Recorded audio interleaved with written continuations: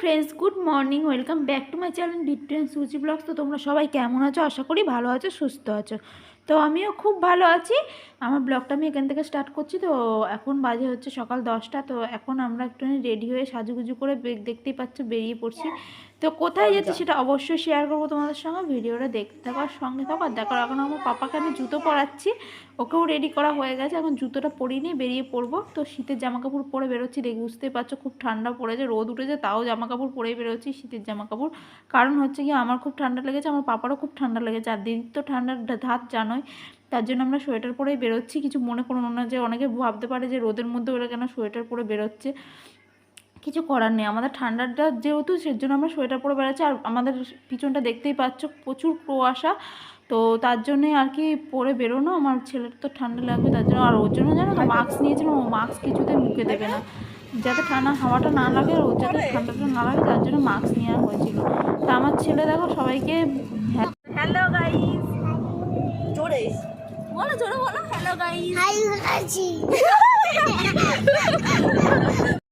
তো দেখতেই পারলে আমার ছেলে সবাইকে হ্যালো গাইস বলে দিল। একটুখানি উচ্চারণটা হলো না, প্রথমবার তো তোমরা কিছু মনে করো না।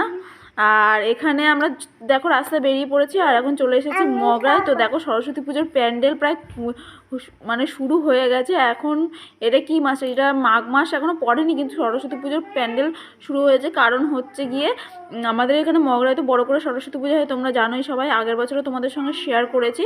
তো পুরো ভিডিওটা তোমরা দেখো। আমি এই কদিন যে ভিডিওগুলো দেখবো তাহলে তোমরা বুঝতে পারবে, ছাড়বো যে ভিডিওগুলো। তো দেখো চলে এসেছি এখন হচ্ছে গিয়ে একটুখানি জুতোর দোকানে। কারণ হচ্ছে গিয়ে দিদির পায়ে প্রবলেম হয়েছে, সেটা তো তোমরা অনেকেই জানো। তো ডাক্তারে একটা জুতো লিখে দিয়েছে, সেই জুতোটা দিদিকে পরতে হবে। তো বাইরে পরার সেই জুতো ছিল না, ঘরের জুতোটা কেনা হয়েছিল, কিন্তু বাইরে পরার জুতোটা কেনা হয়নি। তো সেই জুতোটা এখন কিনবো আমরা। তো চলো জুতোটা কিনে নিই। আর দেখো আমার বসে বসে একবার ঘুম পেয়ে গেল জুতো দেখতে দেখতে। তো তারপরে দেখো একটু চলে এসেছি বাজারের ভেতরে। কারণ হচ্ছে গিয়ে একটু সোনার দোকানে যাব, বাবুর কোমর বিচেটা সোনার দোকানে দেওয়া রয়েছে, তো সেটাই আনতে যাওয়ার জন্য আর কি যাওয়া। তো হয়েছে কিনা সেটা গিয়ে দেখবো। তো চলো সোনার দোকানে যাওয়া যাক। আর দিদি একটা চেন নিয়ে এসেছে, চেনটা ঝালাই দেবে, মানে চেনটা ছিঁড়ে গেছে, তো চেনটা ঝালাই দিয়ে কি আর কি ঠিক করবে। তো চলো দেখি হয় কি না। তো এখন দেখো আস্তে আস্তে হেঁটে হেঁটে চলে যাচ্ছি বাবুকে নিয়ে, আর চলে এসেছি সোনার দোকানে। দেখো কিন্তু সোনার দোকানে দুঃখের বিষয় বলে দিল যে হবে না। কি করবো, কিছু করার নেই, তার জন্য আবার বেরিয়ে পড়লাম। বেরিয়ে পড়ে এখন যাব যেখানে যাওয়ার কথা ছিল সেখানেই যাব। টোটোতে বসে পড়েছি, দেখো পাড়ার মধ্যে রয়েছি এখন। আর তোমরা হয়তো অনেকেই বুঝতে পারছো কোথায় এসেছি। তো বলে দিয়ে আমরা চলে এসেছি হচ্ছে গিয়ে মাসি বাড়িতে, মানে দিদা বাড়িতে। তো চলো এখানে সবাই চলে এসেছি। আর ওখানে দেখো মা ঠা সবাই বসে রয়েছে রান্নাঘরে, মাসি রান্না করছে, তার জন্য রান্নাঘরে বসে রয়েছে। আর আমি এদিকে ওদিক ঘুরপাক খাচ্ছি। আর কি করবো, ঘুরপাক খাওয়া ছাড়া আমার কোনো কাজ নেই মাসি বাড়ি এসে।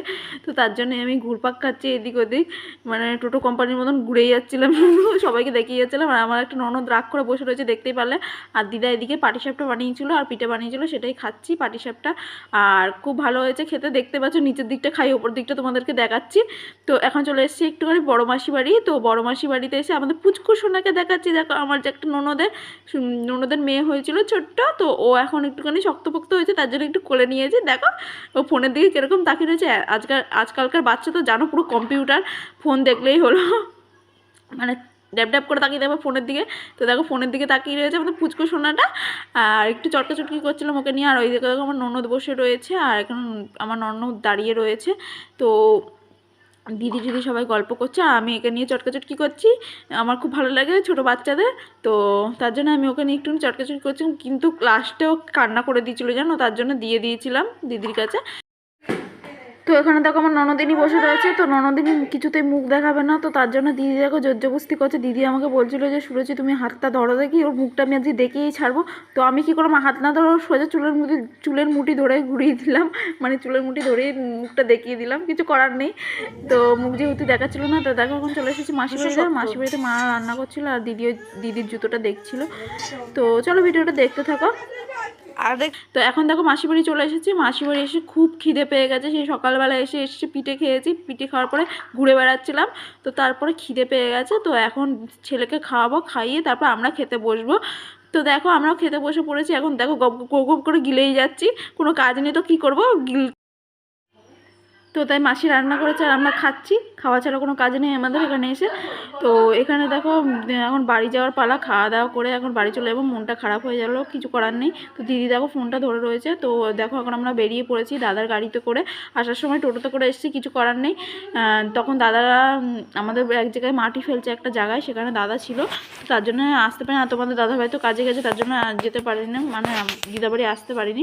তো এখন দেখো দাদার সঙ্গে চলে এসেছি বাড়িতে, আর গেট খুলে দিচ্ছি, আর দিদি রয়েছে পেছন দিকে। তো আমাদের তো এখন দেখো দিদি আসছে, তো আমরাও চলে এসেছি হাঁটি হাঁটি পা করে বাড়িতে। তো চলো এখন কার্য কেন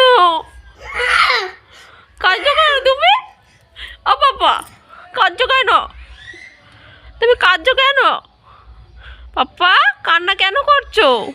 একটু তাকাও, একটু তাকাও, এতে তাকাও। বাবা বাবা তাকাও, একটু হাই করে দাও বাবা, একটু হাই করে দাও, পড়ে যাবে পড়ে যাবে, একটু হাই করে দাও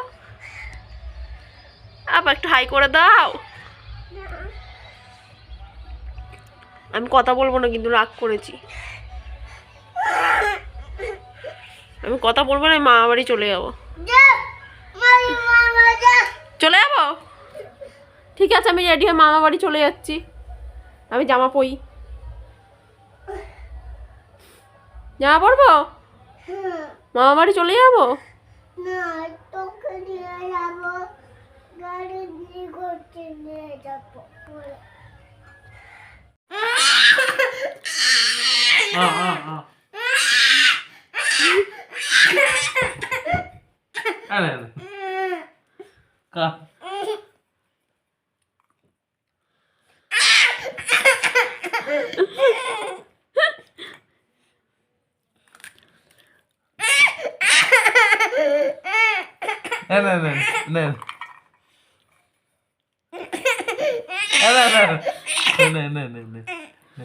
তো ফ্রেন্ডস, ভিডিওটা এই অবধি বানালাম। যদি তোমাদের ভালো লেগে থাকে লাইক করে দিও, কমেন্ট করে দিও, শেয়ার করে দিও, আর পাশে থাকা বেল আইকনটা টাচ করে দিও, যাতে আমার ভিডিও তোমাদের কাছে সবার আগে পৌঁছে।